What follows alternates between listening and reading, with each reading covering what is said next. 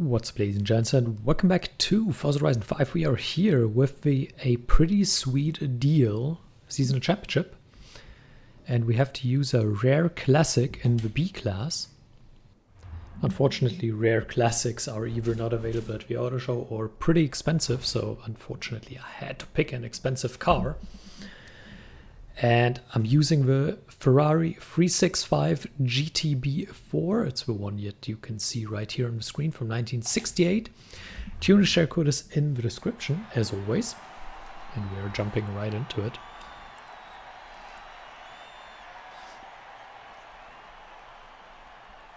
In my opinion, not the prettiest Ferrari. Let's put it that way. It also doesn't handle very well, but I gave it a lot of power. Or not I, but the tune gave it a lot of power.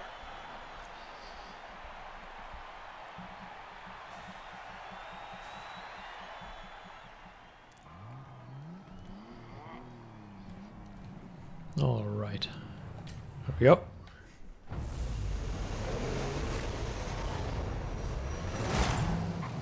We have quite a few cars that we can take pictures of. Great.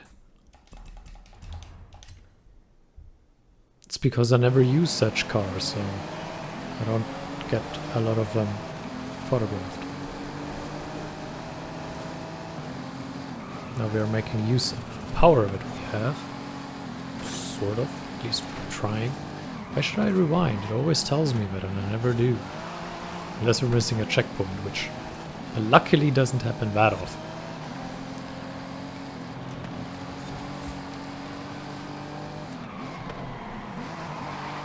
That's some neat drifting here, but of course drifting is not necessarily what I would like to do with this car, because it is not the most stable thing in the world. These old cars in general, they aren't the most stable cars ever. But handling definitely improved over the years. As did almost everything else in relation to cars. But once again, that's just my opinion.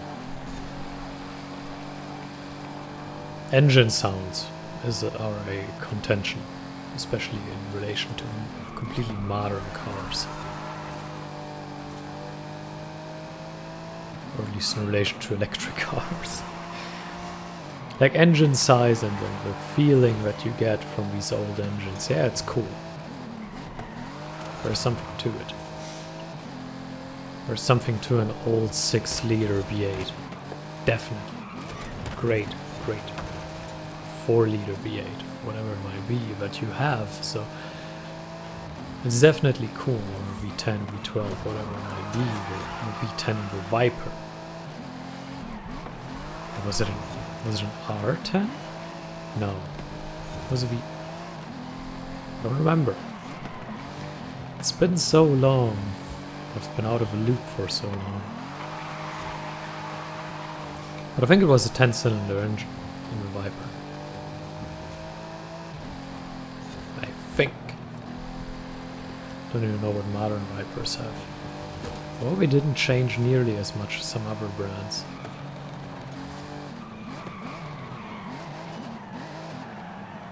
Oh, this will be fun. Tough corner there towards the end, and I could have gone in a lot harder, but it was very unnecessary to do that, so... Race number 1 will be over soon. I wonder how many Carpack cars would be available for these championships. Because my assumption would be quite a few.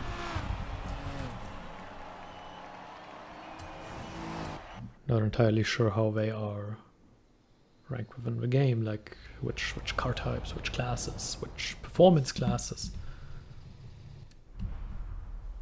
It's always a tough one to judge. We have to go on the map here to find the next race. There's one. Don't know where the last one is, but it's okay.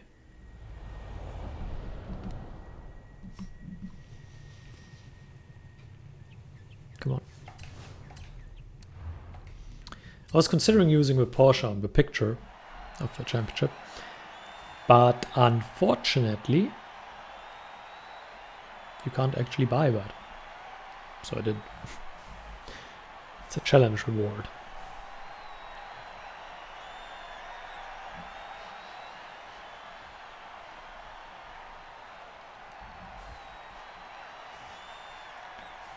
It's always a philosophical question where I'm saying, okay, how much do I expect from people? Because I do expect that you have at least a little bit of money on your head.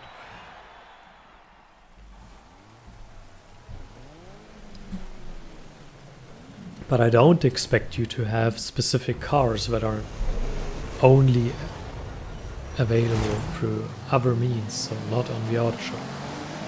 I don't expect that. But of course, when I go for cars that are available on the auto show and by no other means,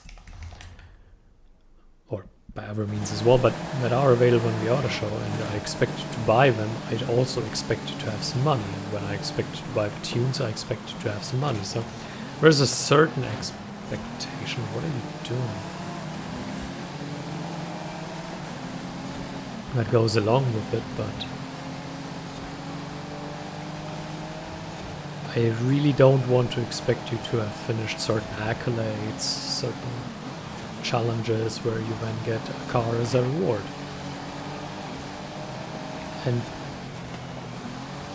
that's always a question, like which ones, are there some super easy ones that you basically pick up automatically by just starting the game? I don't know.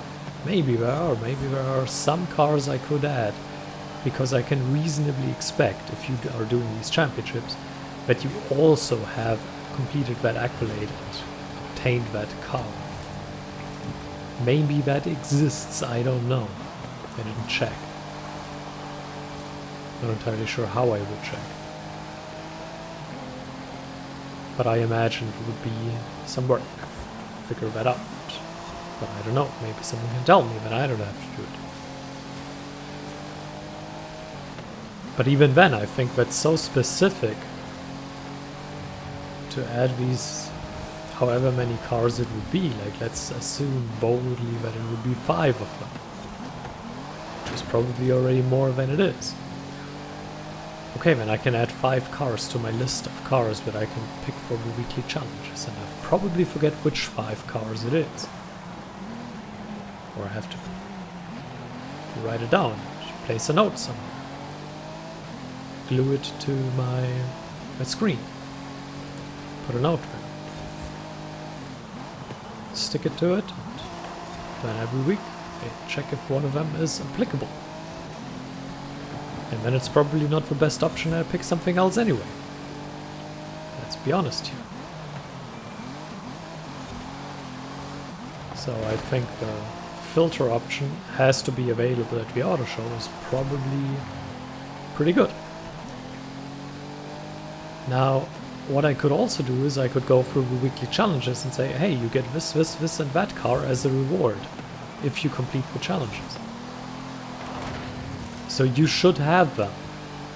So I could start it and say, I will use this car, please do this first to obtain it. But then the question is, should I do the other thing where you get that car previously? And then say, hey, this is where you get the car, and you have to do this, you have to do that, and this is how you do it. And now you have that car, now you can do the championship on which I do the other thing. So do I really have to walk people through the whole process, or can I reasonably expect them to manage things on their own?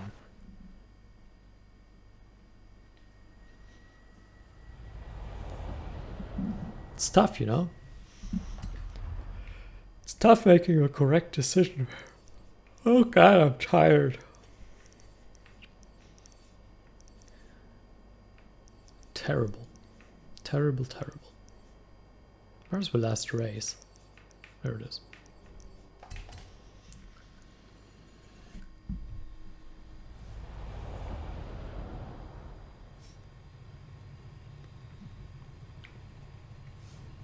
There we go.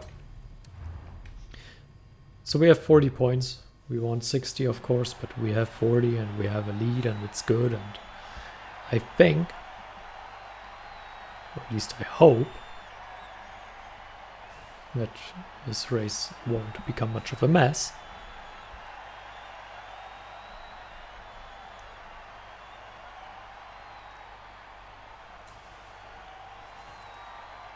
But there's definitely always a certain feeling to it that if you won the first 2 races, and you won them convincingly like we did, that the championship is more or less over. There's always that certain feeling to it. Regarding, okay, this is probably truly over. Nothing for us to photograph. What a shame. I'm kind of cutting that corner a little bit, driving past everyone, so that's what I mean by we use the tune with a little bit more power, so that we can really get these overtakes out of the way quickly. And, I mean, what is it, B-Class? It's slow enough where you can live without some of the handling that other cars might have, or that other tunes might present. B-Class is really where I say, okay, go power, power, power. You can deal with the handling, because it's not too fast. You can brake early, you can make sure it's not too bad. You can do that yourself. A-Class and above, I tend to go for tunes that are more balanced. They still need the power, of course, because you need the speed. But I also want to have a little bit more of the handling side. A-Class has to be a little bit balanced, S1 and especially S2 class needs good handling. Because there is very little point to accelerating very fast if you then can't get through corners very fast. Because the cornering speed becomes more and more important the higher up in the classes you go, and also depending on the tracks, but definitely going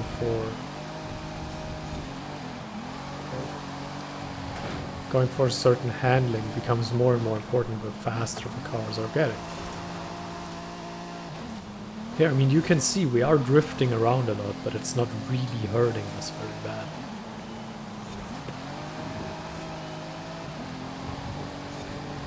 It's manageable. Let's put it that way. It's okay. Not great, but it's okay. Sometimes we even extend a drift like this one. And once again, the lead is so big that we don't really need to worry about it too much. You can brake a little bit earlier, you can make sure you're a little bit cleaner. It works. Well,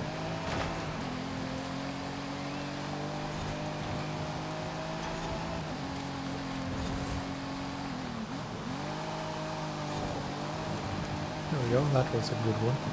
An ultimate drifty one.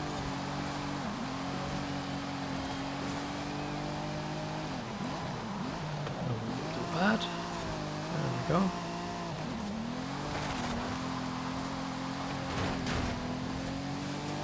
Yeah, that's good enough.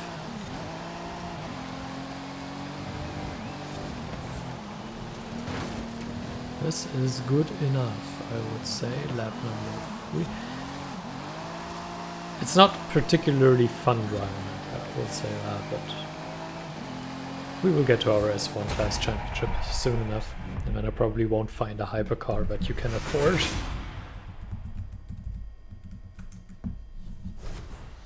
That tends to be a problem. Anyway, we are here with 60 points. I hope you enjoyed it. Thank you for watching as always, and until next time, farewell.